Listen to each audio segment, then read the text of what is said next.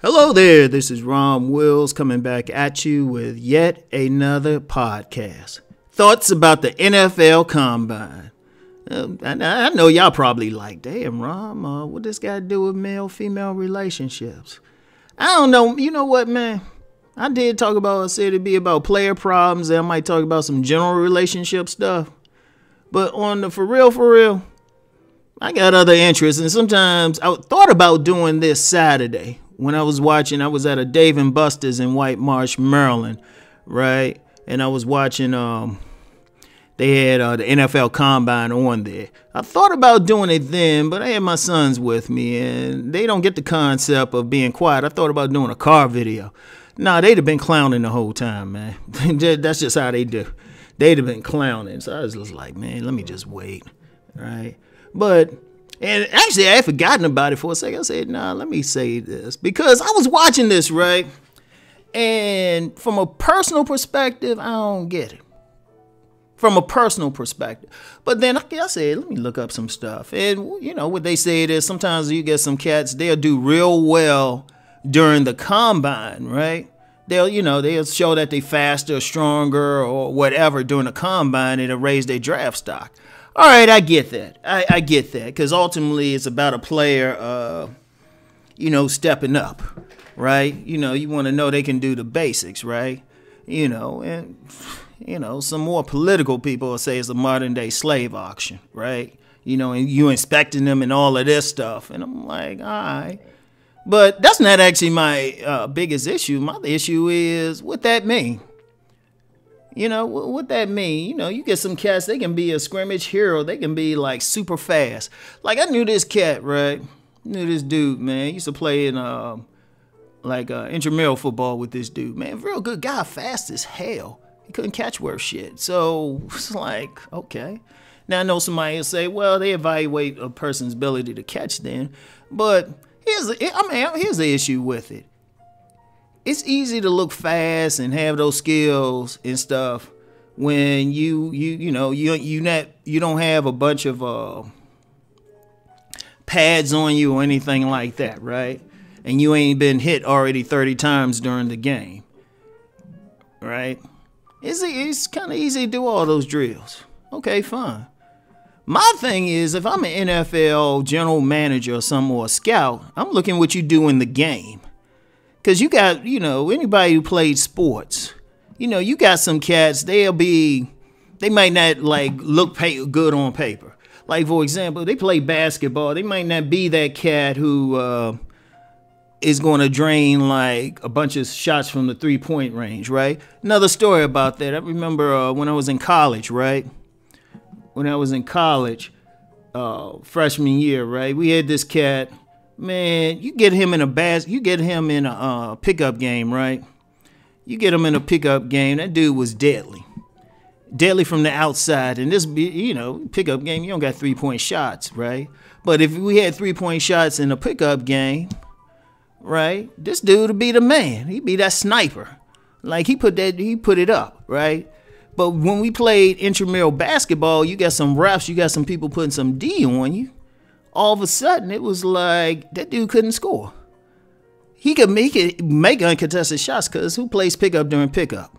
Who plays defense during pickup games? Nobody really, right? But then you put some defense on him or something, it's like boom.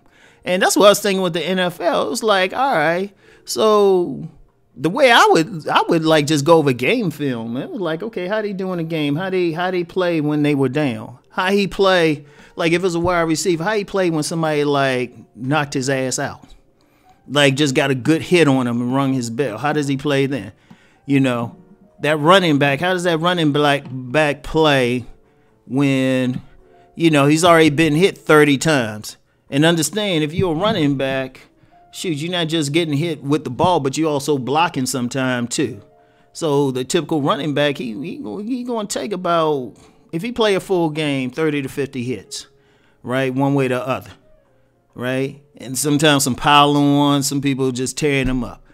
I want to know, if I'm an NFL scout, I'm looking for a running back. I'm like, all right, who's still running strong and it's the fourth quarter? Who got that will and who got that ability to win, right, in the fourth quarter? right?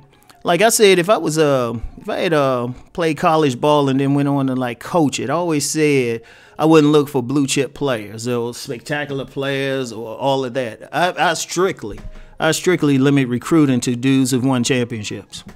I strictly like who play like a championship starter. You don't even have to be an All-America, right? Because I'm looking for that mindset, right? That's why I was just like, game speed is different. I was looking at this. I'm like, okay, so what's that same dude going to do, Like if he, okay, like cornerbacks. I know I'm rambling a bit, but I said I wanted to talk about something different today.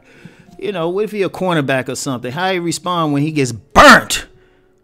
Like burnt, and I don't care. Even all-pro cornerbacks, the great cornerbacks in history, have gotten burnt at least once or several times. They're going to get burned maybe a few times. Somebody just going to use them, even the great ones, right? Like, how he going to respond? Is he going to hold his head down or mope, or is he the type going to get back up? I'll be looking at that, or quarterbacks, I don't care how big and strong that quarterback is, whatever. I'm also going to look at that competition, too. It was like, okay, would he do this against top-notch competition, right? That's how I'm always going to evaluate somebody when it comes down to sports. Because trust me, and I kind of learned that because I was a fan of John Thompson when he was coaching Georgetown. Like, if people remember, I say from the 80s and about to the mid-90s, Georgetown was the bomb with John Thompson. And he definitely got some All-Americans. I mean, you got Patrick Ewing played there. Allen Iverson played there. But then you had some players that people barely heard of and stuff. Players that he told them straight up coming in, you ain't going to ever start. I mean, he told them straight up, but then he had those hard-nosed guys. Like, he had dudes who could barely make a layup, but they make sure you don't make a layup either, right? I look for those game type of guys, man. I don't know, but you know what? I mean, like I said, people looked it up, and, people say, somebody's draft stock could improve or something like that, right?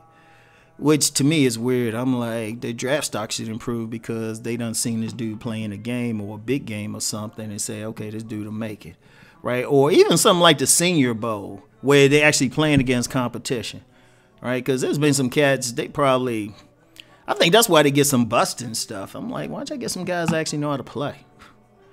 I don't know. I think it's just some extra money. I ain't gonna get into the slave auction angle. Some people take things too far, but I'm just like, it's deep, kind of entertaining and all of that. That's probably more the entertainment element.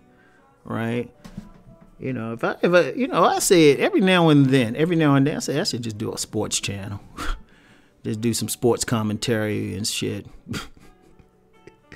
Y'all probably like, damn, Ron, something else, man. Y'all just don't know. I'm fucking polymath. Do something on everything. Do a political channel. I might actually do a political channel when when the primary season start. I might actually do really start, because everybody trying to make predictions now, man. I wouldn't pay attention till Iowa, Iowa, New Hampshire, whatever, like those first early primaries. I say Iowa, New Hampshire, and South Carolina, especially for the Democrats. I ain't even paying attention to this shit, really, because that's it. Everybody can talk and speculate, but it's gonna come down to people one-on-one in that voting booth, and then I'll start saying some stuff. Right now, everybody just talking in politics, so I don't even want to discuss it. So anyway, yeah, I just ain't no big deal or anything. Ain't nothing ominous or metaphysic about it. I just had some comments on the NFL Combine. So anyway, right, want to thank y'all for listening to it, indulging your Uncle Ron for a bit, and I'm going to let it go. Talk to y'all later. Peace and blessings.